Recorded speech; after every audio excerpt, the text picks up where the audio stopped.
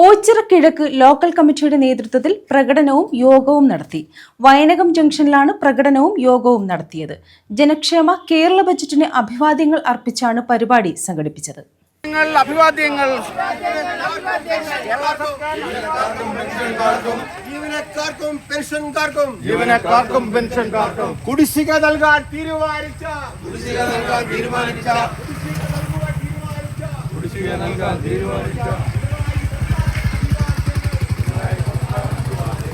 ജനക്ഷേമ കേരള ബജറ്റിന് അഭിവാദ്യങ്ങൾ അർപ്പിച്ചാണ് CPIM ഓച്ചിറ കിഴക്ക് ലോക്കൽ കമ്മിറ്റിയുടെ നേതൃത്വത്തിൽ പ്രകടനം നടത്തിയത്.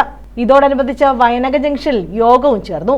CPIM ശൂരനാട് ഏരിയ കമ്മിറ്റി അംഗം അഡ്വക്കേറ്റ് N. അനിൽകുമാർ ഉദ്ഘാടനം ചെയ്തു. തൊഴിലാളികളോട് കൂറ് പുലർത്തുന്ന ഒരു സർക്കാരാണിതെന്ന് പ്രഖ്യാപിക്കുകയായിരുന്നു ധനകാര്യമാണ്. നമുക്കറിയാം, ആശാ വർക്കർമാർ നമ്മുടെ ഇടയിലുമുണ്ട്.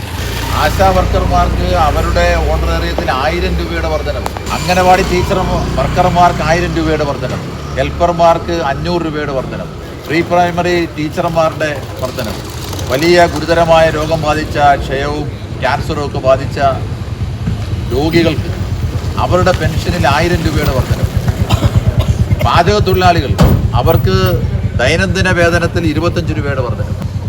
അങ്ങനെ എല്ലാ മേഖലകളിലെയും പാവപ്പെട്ട മനുഷ്യരെ ചേർത്ത് പിടിക്കുന്ന ഒരു ബഡ്ജറ്റാണ് ധനകാര്യമന്ത്രി അവതരിപ്പിച്ചത്. ലൈഫ് മിഷനിലൂടെ 5 ലക്ഷം കുടുംബങ്ങൾക്കാണ് വീട് കൊടുത്തത്. നമ്മുടെ ഈ റോഡ് ഇപ്പോൾ അതിൻ്റെ പ്രവർത്തനങ്ങൾ പൂർത്തിയായിക്കൊണ്ടിരിക്കുകയാണ്. കേരളത്തിലെ റോഡുകളിൽ ഉണ്ടായ വികസനം ചെറുതാണ്. പാലങ്ങൾ, സ്കൂൾ കെട്ടിടങ്ങൾ, ആശുപത്രികൾ, അങ്ങനെ കഴിഞ്ഞ 10 വർഷം കൊണ്ട് ഈ പദ്ധതിയെ ഉപയോഗപ്പെടുത്തിക്കൊണ്ട് കേന്ദ്ര ഗവൺമെന്റ് കേരളത്തിന് തരേണ്ട ന്യായമായ വിഹിതം 57,000 കോടി രൂപയാണ് കേന്ദ്ര സർക്കാർ കേരളത്തിന് വിഹിതമെന്ന നിലയിൽ തരുവാനുള്ളത്.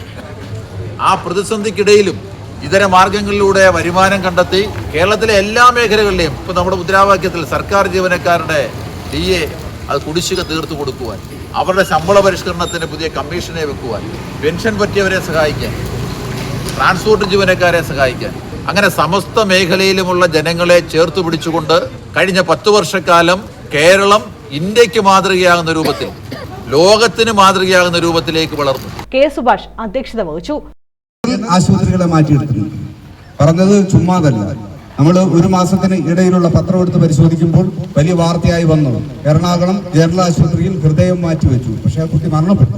അന്യസംസ്ഥാന തൊഴിലാളിയായ ഒരാളിന്റെ മകളായിരുന്നു. പക്ഷെ അതിന് കൊല്ലം ജില്ലയിലുള്ള ഒരാൾ മരണപ്പെട്ടപ്പോൾ ആ ഹൃദയമാണ് എടുത്തു വെച്ചത്. പക്ഷെ മരണപ്പെട്ടു. അതിന് ദുഃഖമുണ്ട്. ഞാൻ പറഞ്ഞു വന്നത്, ഒരു അസുഖം വന്നാൽ ചികിത്സിക്കാൻ നമ്മുടെ നാട്ടിൻപുറത്തെ ജില്ലാ ആശുപത്രി നിലവാരത്തിലുള്ള ആശുപത്രിയെ പ്രാപ്തമാക്കിയ ഒരു ഗവൺമെന്റാണ് കേരളം ഭരിക്കുന്നത്. കേരളത്തിലെ ഏറ്റവും മെച്ചപ്പെട്ട സ്കൂളുകൾ പണിത് അവിടെ നമ്മുടെ നാട്ടിലെ കുട്ടികൾക്ക് പഠിക്കാൻ ഏറ്റവും മെച്ചപ്പെട്ട സൗകര്യങ്ങൾ ഏർപ്പെടുത്തിയ ഒരു ഗവൺമെന്റാണ് കേരളം ഭരിക്കുന്നത്. നമുക്ക് സഞ്ചരിക്കാൻ കഴിയുന്ന ഏറ്റവും മെച്ചപ്പെട്ട റോഡുകളുള്ള സംസ്ഥാനമായി കേരളം മാറി. 63 ലക്ഷത്തോളം വരുന്ന ക്ഷേമ പെൻഷൻ വാങ്ങിക്കുന്ന ആളുകളുള്ള നാട് ആയി മാറി.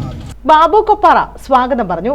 S. Suresh Kumar, B. Sridevi, KR Sasikumar, Palliyil Gopi, Omanakuttan, H. Yusuf, Vijayakamal, Sindhu Mahesh, Sivan, S. Mahesh, V. Sajeev, Jagannathan Venattu, VS Vinod, advocate B. Rafi, Viswanathan, Biju, Soja തുടങ്ങിയവർ പങ്കെടുത്തു.